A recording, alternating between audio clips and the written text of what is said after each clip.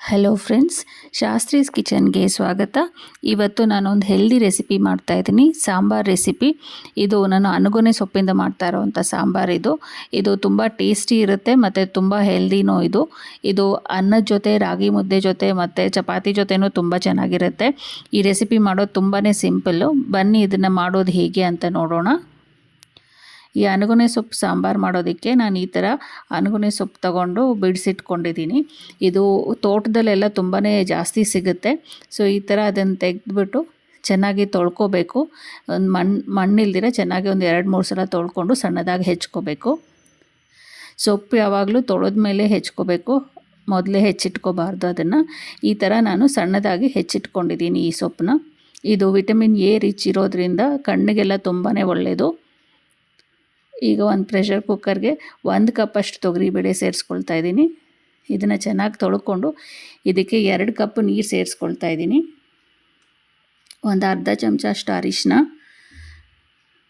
ಒಂದು 4 ಹಸಿಮೆಣಸಿನ್ಕಾಯಿ, ಖಾರ ಜಾಸ್ತಿ ಬೇಕು ಅಂದರೆ ಇನ್ನೂ ಸೇರಿಸ್ಕೋಬೋದು. 1 ಟೊಮೊಟೊ ಸೇರಿಸ್ಕೊಳ್ತಾ ಇದ್ದೀನಿ. ಒಂದು ಚಿಕ್ಕ ನಿಂಬೆ ಹಣ್ಣಿನಷ್ಟು ಹುಣಸೆ ಹಣ್ಣೆನೆ ಇಟ್ಕೊಳ್ತೀನಿ. ಪ್ರೆಷರ್ ಕುಕ್ಕರ್ 3 ಸಲ ಕೂಗಿಸ್ಕೊಳ್ತೀನಿ. ಈಗ ಒಂದು ಬಾಣಲಿಗೆ 2 ಚಮಚ ಅಷ್ಟು ತುಪ್ಪ ಹಾಕ್ಕೊಳ್ತಾ ಇದ್ದೀನಿ. ತುಪ್ಪ ಸ್ವಲ್ಪ ಕರಗಲಿ. ಈಗ ಇದಕ್ಕೆ 1 ಚಮಚ ಅಷ್ಟು ಸಾಸಿವೆ ಸೇರಿಸ್ಕೊಳ್ತಾ ಇದ್ದೀನಿ. ಸಾಸಿವೆ ಸ್ವಲ್ಪ ಸಿಡೀಲಿ. ಈಗ ಇದಕ್ಕೆ ಸಣ್ಣದಾಗಿ ಹೆಚ್ಚಿಟ್ಕೊಂಡಿರೋವಂಥ ಸೊಪ್ಪು ಸೇರಿಸ್ಕೊಂಡು ಇದನ್ನು ಸ್ವಲ್ಪ ಬಾಡಿಸ್ಕೊಳ್ಳೋಣ ತುಪ್ಪದಲ್ಲಿ. ಆವಾಗ ಫ್ಲೇವರ್ ಚೆನ್ನಾಗಿ ಬರುತ್ತೆ ಮತ್ತು ಟೇಸ್ಟು ಚೆನ್ನಾಗಿರುತ್ತೆ. ಸೊ ಈ ತುಪ್ಪದಲ್ಲೇ ಇದು ಒಂದು 2 ನಿಮಿಷ ಸ್ವಲ್ಪ ಬಾಡಿಸ್ಕೊಳ್ಳೋಣ. ಇದರಲ್ಲಿ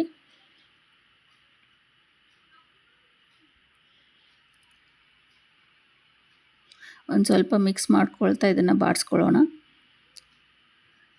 ಈಗ ಇದಕ್ಕೆ ಹುಣಸೆ ಹಣ್ಣಿನ ನೀರು ಒಂದು 3/4 ಕಪ್ಪಷ್ಟು ಸೇರಿಸ್ಕೊಳ್ಳೋಣ. ಆಮೇಲೆ ನೋಡ್ಕೊಂಡು ಬೇಕಾದರೆ ಇನ್ನೂ ಸ್ವಲ್ಪ ಸೇರಿಸ್ಕೋಬೋದು. ಈಗ ಇದನ್ನು ಮೆತ್ತಗೆ ಕುಕ್ ಮಾಡ್ಕೊಳ್ಳೋಣ. ಈ ಹುಣಸೆ ನೀರಲ್ಲೇ ಚೆನ್ನಾಗಿ ಕುಕ್ ಆಗಬೇಕು. ಅದು ಕುಕ್ ಆಗೋ ಅಷ್ಟರಲ್ಲಿ ಇದಕ್ಕೊಂದು ಪುಡಿ ಮಾಡ್ಕೊಂಬಿಡೋಣ. 2 ಚಮಚ ಅಷ್ಟು ಧನಿಯಾ ತೊಗೊಂಡಿದ್ದೀನಿ, 1 ಚಮಚ ಜೀರಿಗೆ ಮತ್ತು ಒಂದು 1/4 ಚಮಚ ಅಷ್ಟು ಮೆಂತ್ಯದ ಕಾಳು ತಗೊಂಡು ಇದನ್ನು ಗಮ್ಮಂತ ವಾಸನೆ ಬರೋ ತನಕ ಚೆನ್ನಾಗಿ ಹುರ್ಕೊಳ್ಳೋಣ. ಇದು ಸಪ್ರೇಟಾಗಿ ಹುರ್ಕೊಂಡ್ರೆ ಇನ್ನೂ ಒಳ್ಳೆಯದು. ಇಲ್ಲ ಟೈಮ್ ಇಲ್ಲ ಅಂದರೆ ಈ ಥರ ಒಟ್ಟಿಗೆ ಹುರ್ಕೋಬೋದು. ಈಗ ಇದು ಚೆನ್ನಾಗಿ ಹುರ್ಕೊಂಡಾಗಿದೆ. ಇದು ಸ್ವಲ್ಪ ಇದನ್ನು ತಣ್ಣಗಾದ್ಮೇಲೆ ಒಂದು ಮಿಕ್ಸಿ ಜಾರ್ಗೆ ಟ್ರಾನ್ಸ್ಫರ್ ಮಾಡ್ಕೊಂಬಿಡೋಣ. ಈಗ ಇದನ್ನು ಸ್ವಲ್ಪ ಪುಡಿ ಮಾಡ್ಕೊಳ್ಳೋಣ. ಈ ಥರ ಪುಡಿ ಆಗಿದೆ.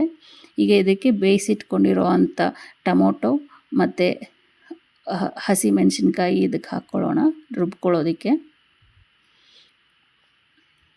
ಈಗ 1 ಕಪ್ಪಷ್ಟು ಕಾಯಿ ತುರಿ ಮತ್ತು ಸ್ವಲ್ಪ ಕೊತ್ತಂಬರಿ ಸೊಪ್ಪು 1 ಕಪ್ಪಷ್ಟು ಸೇರಿಸ್ಕೊಂಡು ಇದಕ್ಕೆ ಸ್ವಲ್ಪ ನೀರು ಸೇರಿಸ್ಕೊಂಡು ಇದನ್ನು ನುಣ್ಣಗೆ ರುಬ್ಕೊಳ್ಳೋಣ.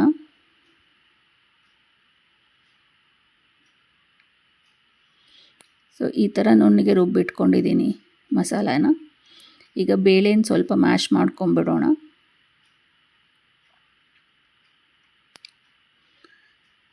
ಈಗ ಸೊಪ್ಪು ಚೆನ್ನಾಗಿ ಕುಕ್ ಆಗಿದೆ.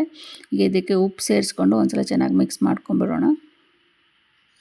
ಈಗ ಇದಕ್ಕೆ ರುಬ್ಬಿಟ್ಕೊಂಡಿರೋವಂಥ ಮಸಾಲೆ ಹಾಕಿ ಒಂದು ಸಲ ಮಿಕ್ಸ್ ಮಾಡಿಕೊಂಡು ಇದನ್ನು ಚೆನ್ನಾಗಿ ಕುದಿಸ್ಕೊಳ್ಳೋಣ. ಹಸಿ ವಾಸನೆ ಎಲ್ಲ ಹೋಗೋ ತನಕ ಸ್ವಲ್ಪ ನೀರು ಸೇರಿಸ್ಕೊಂಡು ಇದನ್ನು ಚೆನ್ನಾಗಿ ಕುದಿಸ್ಕೊಳ್ಳೋಣ.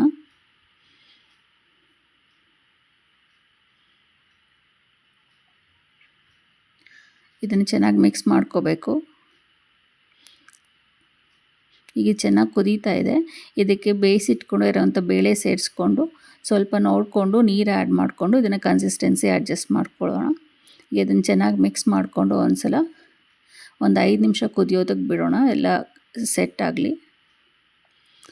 ಸೊ ಈಗ ಟೇಸ್ಟಿ ಆ್ಯಂಡ್ ಹೆಲ್ದಿ ಅನಗೊನೆ ಸೊಪ್ಪಿನ ಸಾಂಬಾರು ರೆಡಿಯಾಗಿದೆ. ಇದು ತುಂಬಾ ಟೇಸ್ಟಿ ಇರುತ್ತೆ ಮತ್ತು ಹೆಲ್ತ್ಗೂ ಇದು ತುಂಬಾ ಒಳ್ಳೆಯದು.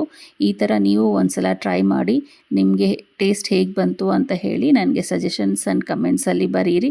Thank you for watching. Please subscribe to the channel. Thank you.